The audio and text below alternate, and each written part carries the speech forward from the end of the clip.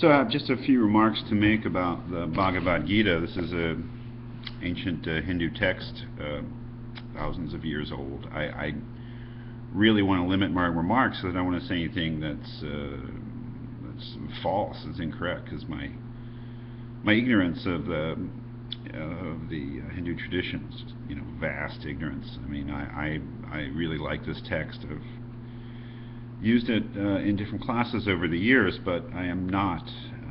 I'm not an authority in anything. But when it comes to non-Western philosophy, I'm really not the person to look to. But I think that there are certain things about this text which are extremely interesting, and I think it's a very good example of the kind of philosophical viewpoint on death that we're exploring in this second section of the course. This notion of that there is something that cannot die, and there is something that either about us or really that is us that cannot die. And I think that the Bhagavad-gita is a great expression of that philosophy.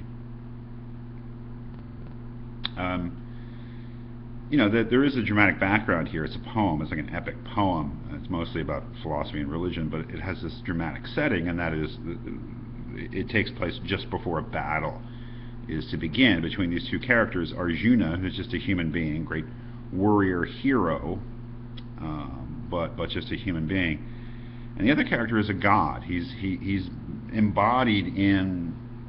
He appears as Arjuna's charioteer. They're fighting from chariots. One guy drives the chariot, and the other guy shoots arrows, and it's Arjuna shooting arrows. And the manifestation, the incarnation, I guess, of Krishna as the charioteer. And so what's important to remember is that this is a dramatic setting. A battle is about to start. You have this great hero, Arjuna. But it's a civil war. I mean, it's a dynastic war. It's a struggle for the throne. So he knows the people on the other side. And before this excerpt, actually, he drives between the armies in his chariot, and he looks and recognizes the people on the other side. And he realizes that he loves them. I mean, they're his friends and relations, and he doesn't want to kill them. He doesn't want to hurt them. So he decides he's not going to fight. He's not going to do this thing. He slumps down. He throws his great mighty bow away and says, "I'm not going to fight." And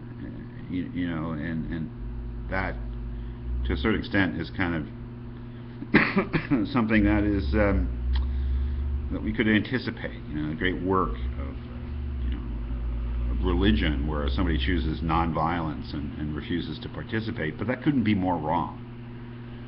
It couldn't be more wrong.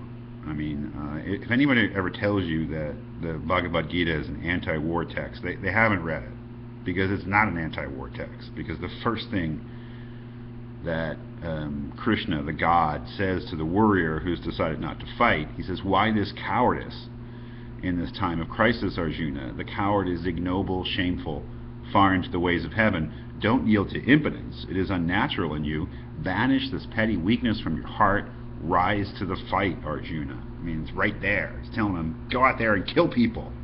Because that's what you do in a war. You kill people.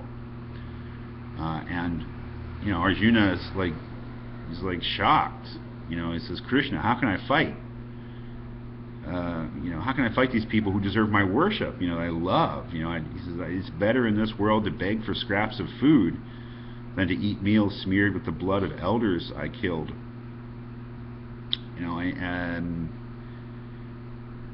He says, "I don't want to do it." I mean, the god is saying, "Go out there, kill people.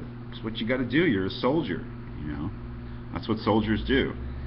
And you read that, if you're not familiar with it, as I certainly wasn't familiar with it when I began reading this text a number of years ago, and you're kind of shocked, that the religious authority is telling a human being essentially to go out and kill people and do your duty, and this isn't quite compute, right?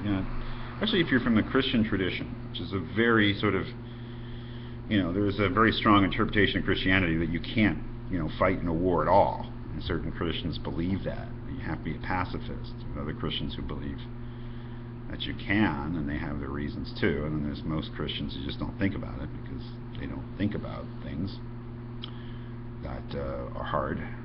But here it's clearly saying you've got to go out and kill people, and it's not until you begin to read Krishna's explanation of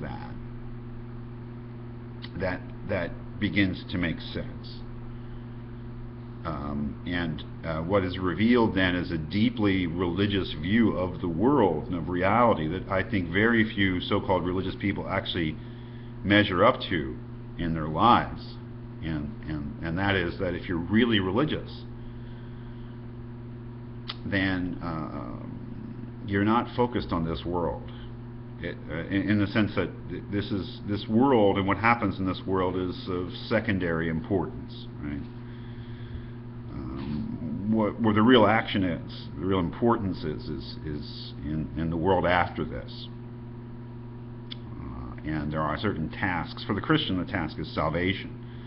And nothing in this world, the earthly existence, can measure up to the importance of salvation of the individual. I think that you think of it this way, Krishna is trying to enlarge Arjuna's view. To think about this not in isolation from everything in the world, but think about it in context.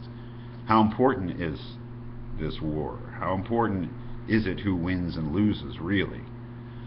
Think about what's really important. I don't see the concept of salvation here, frankly, but I see the concept of enlightenment. This is a religion that believes, strongly in reincarnation, the cycle of birth and death. But the whole point is to break that cycle. That cycle is not something that you want to stay in. You want to get out of that cycle. And how do you do that? Well, you have to achieve a certain enlightenment, certain truth, knowledge. So how you achieve it. And really Arjuna's mistake is, first of all, forgetting that that's the most important thing, not who wins the battle or feeling bad about killing somebody. What's most important is his own enlightenment, and then the question is what is enlightenment? What is the truth?